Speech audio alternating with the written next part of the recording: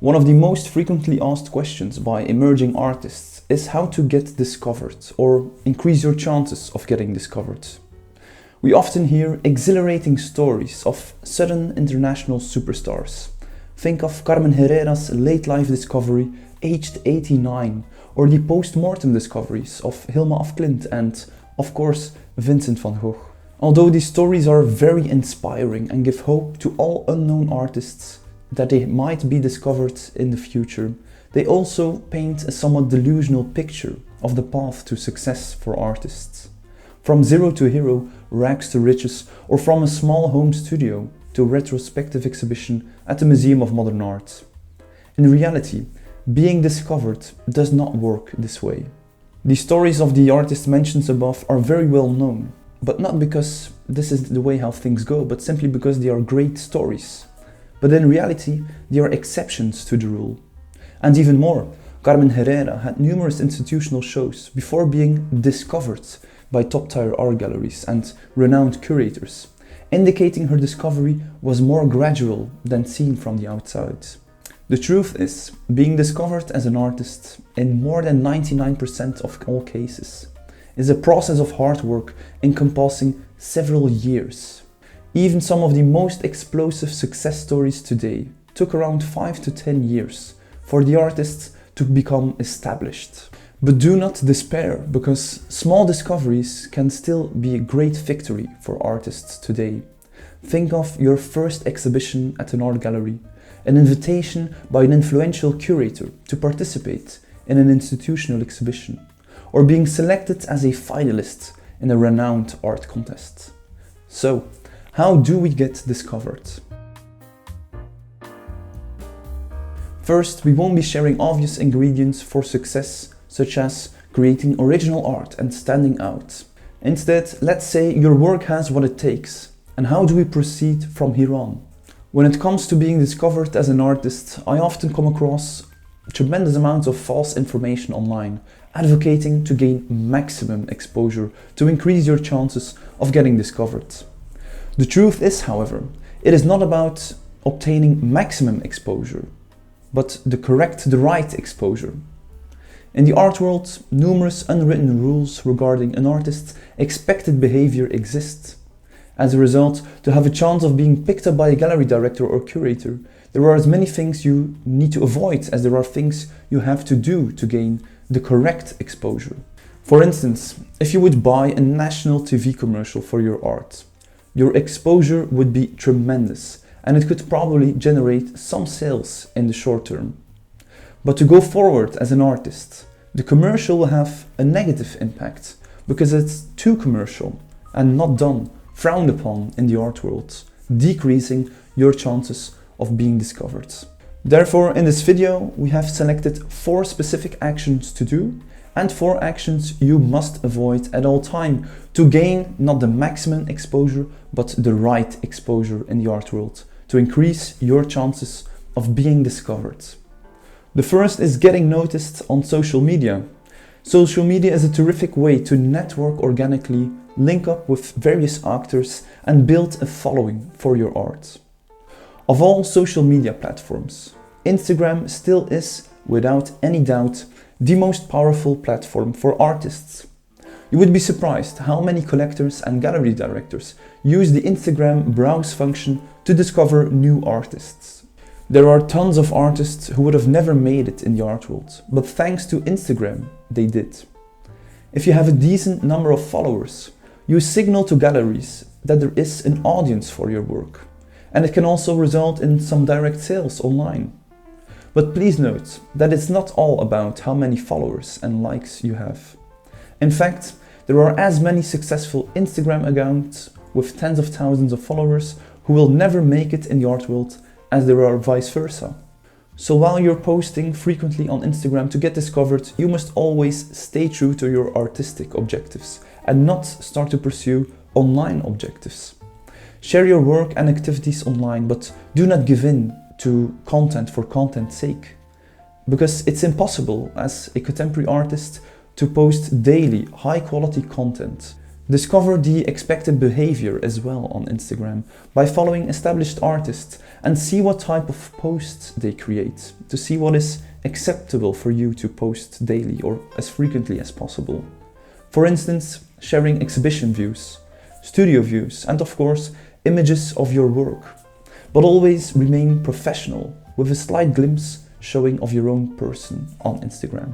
When it comes to other social media platforms, having too many of them can also be rather harmful than it will do any good. A Facebook page is acceptable, but there is not much action here, nor are there any interesting browse functions to get noticed online with Facebook. A YouTube channel for artists is somewhat frowned upon, even though all major galleries, institutions, magazines and platforms, including ourselves, are active on YouTube. But still, as an artist, it's kind of frowned upon, and I would advise you not to go there. TikTok is brand new and trending, but this remains a rather tricky platform for artists. TikTok focuses on videos, as Instagram is doing lately, but it makes it a lot more difficult for visual artists, mainly all non-kinetic forms of visual art. And also, TikTok is primarily for a younger generation, and it seems like the art world is not ready to make this transition and prefers to stick with Instagram so far. Then we have, of course, Pinterest, Tumblr, Twitter, Snapchat, or even LinkedIn and so on, but they aren't great alternatives either. So the overall conclusion is to focus on Instagram, as it is the most accepted, central and most powerful social media platform for all artists today. Yes, you could have greater exposure by using all social media platforms, but this will be frowned upon. So Instagram is the only social media that makes a true difference in being discovered. Up next is something you must avoid at all time, something we have discussed earlier on this channel. Cold calling galleries, magazines and collectors is something to avoid at all time for two reasons. First of all, with galleries and magazines being bombarded by artist submissions on a daily basis, it is very unlikely they will actually have a decent look at your work. Those emails or artist portfolios most often end up in the bin seconds after receiving them. Further, it is in fact a rather impolite and counterproductive strategy, which is experienced as somewhat annoying or irritating for galleries, in which you as an artist come across as desperate, asking something from them instead of offering them something. This can harm your name and chances of getting discovered later on in your career, because this strategy has the luring threat of being categorized as an unsuccessful artist begging for a show. If you wish to see a more extensive take on this subject, feel free to watch our video on how to approach art galleries next. Now, let's discuss getting noticed with open calls and art opportunities. Art submissions can only be successful when there is an open call in the context of art opportunities. They are crucial when it comes to kickstarting your career or being discovered by a gallery director or collector. They come in different forms, shapes. Think of open calls for exhibitions at galleries, but also art residencies, art contests, grants, or a project-based open call for art in the public space, and so on. Try to identify the best art opportunities for you, and I believe the very best place to do this is via the platform artenda.net. Artenda's main objective is to compile the very best art opportunities in an active and up-to-date database. As a user, you can set your personal recommendations, think of your location, artistic discipline, or type of art opportunity you are looking for, and discover them chronologically, the most interesting open calls for you. One of the main advantages of Artenda is not only the personalized filter, but they also filter many pointless art opportunities as well. Think of the numerous amounts of online art contests we're seeing today, where the chances of being discovered are practically non-existent.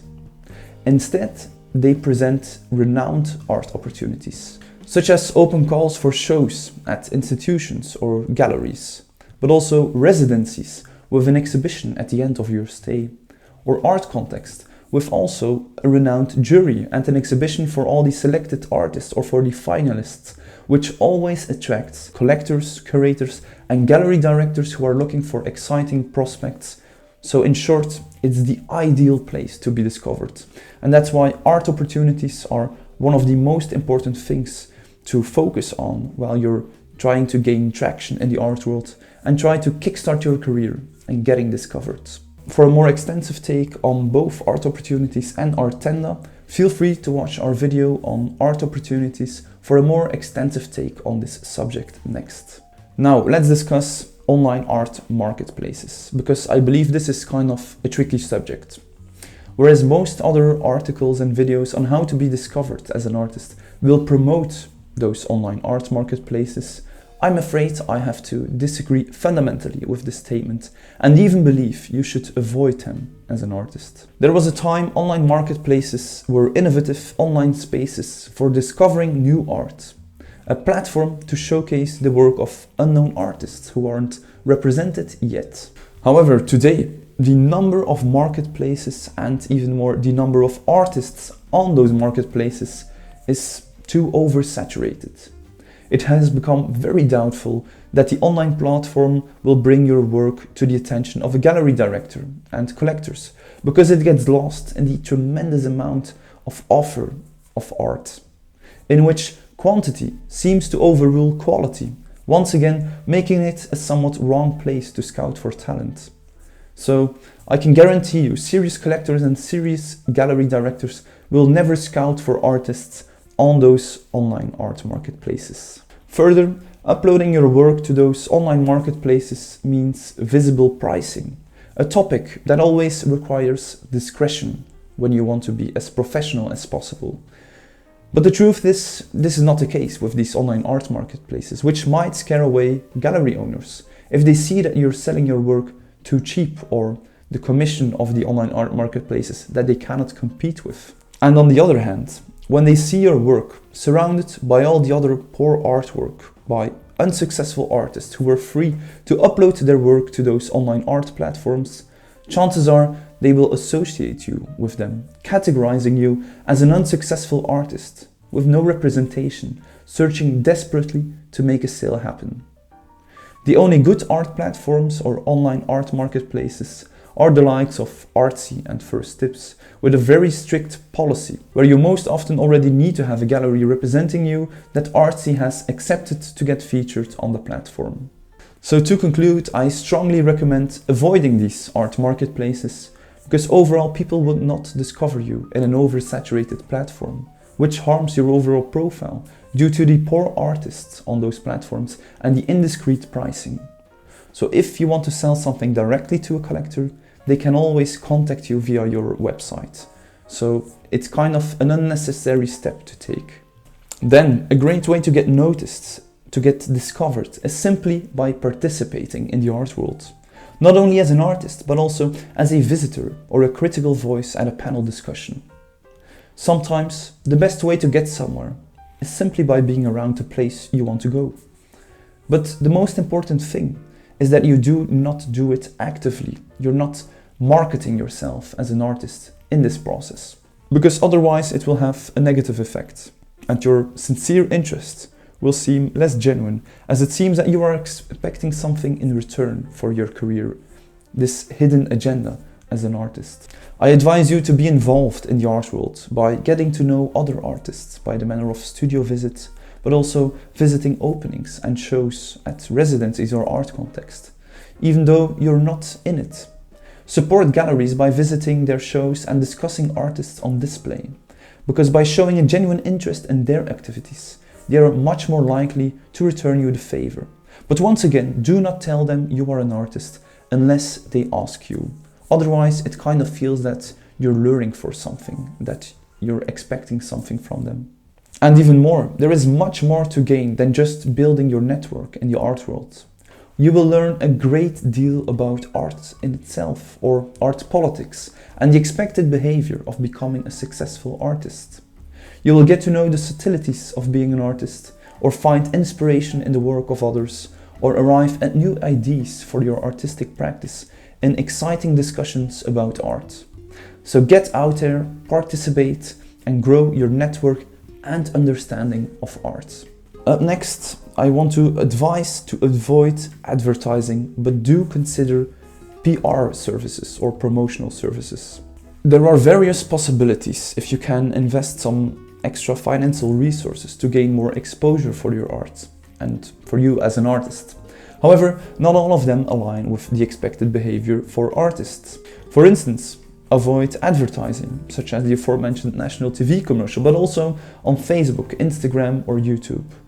Or never do any ad placements on websites and magazines as an artist. These things are acceptable for the galleries and the institutions and so on, but not for you as an artist actively promoting yourself by advertising. On the other hand, advertorials are accepted. In this case, an advertorial, you pay to have an article or interview written about you and to have it published on a platform or magazine. An advertorial is not only a great way to gain more exposure, but also a great asset to have on your artist's resume, and it comes across less commercial and more natural than the ad placement, of course. It would not be the first time a collector acquires a work due to an interview he or she read in a magazine or on an online platform, or a gallery director taking up contact to offer the artist in question an exhibition. PR agencies can also make a tremendous difference for these types of promotional services, although they can be rather expensive as well. But nevertheless, they will do the work and manage to achieve press coverage for your shows and you as an artist that you would not have been able to achieve without them. So instead of spending your money on advertising or vanity art galleries or expensive fairs in which you need to represent yourself or online vanity art contests, consider investing those funds in PR and promotional services, as they will have a greater reach and effect than the aforementioned paid alternatives, and in the long term they can result in getting discovered. To conclude, I also want to add it can also help to post your work on major Instagram pages. This will cost you some money, of course, but it can help you build your following a bit more quickly. To conclude, feel free to discover our advertorial and submission opportunities with CAI to get featured on our platform, but please note that all our submissions are carefully curated, so please find the terms and conditions in our submission kit. Up next, let's discuss how to get discovered with your website. The truth is, your website will not attract any additional new eyeballs to your art, but the people whose attention you've grabbed so far, think of Instagram or at a show or with an advertorial on an art platform, will eventually visit your website if they are interested in your art. As a result, the artist website is where the collector will decide if they proceed to request a catalog with available work, or the gallery director will consider emailing you to include you in a show at their gallery. So your website must absolutely be perfect. When your artist website follows the unwritten rules, you will get noticed as a very professional artist, and they will take you and your work seriously. So an artist website really needs to be professional, formal, minimal, and follow the archetypical structure for artist websites. In short, you must have a page with selected works, where you showcase only your very best works, including their metadata, but not showing prices or availability. An about or info page where they can find your artist resume and potentially a short biography, and a contact page. In addition, one could also add a page compiling all texts written about you and a page with your monographic publications, if applicable, of course. And to conclude, you could also add a page with news in the form of upcoming shows and events. If you do anything else than these things on your artist website, it could conflict with what is professionally expected and to get noticed as a serious artist. Think of having a blog, a web shop, writing about yourself, unprofessional portrait pictures, a strange domain name, advertising on your website, free hosting, and pushing for sales on your site. This brings us to our final chapter on how to get discovered as an artist. The role conflict of the artist who needs to sell their work, but is also not allowed to be commercial. And if you want to have more information about artist websites, feel free to watch our video on how to create a professional artist website next. Arguably one of the biggest letdowns for an artist, which will inevitably result in not getting discovered or being picked up by the art world, is being too commercial. As an artist, you create art, not commercial goods. Yes, the art world is about sales, but you are selling a piece of your heart, a genuine, honest and unique piece of creativity. So different rules apply. than to, in comparison, selling handbags. As an artist, you must always pursue artistic purposes, and in the long term, you can also be successful from a commercial perspective if you do so. But if you actively start to pursue those commercial purposes, the art world will write you off as a sellout. Sadly, all too often online sources promote spending 50% of your time in the studio and 50% of your time marketing your work. However, this marketing dogma for businesses does not apply to being an artist. You must focus on creating art, participating in the art world, and applying to art opportunities, sharing your work with the world via social media and making it accessible on your website.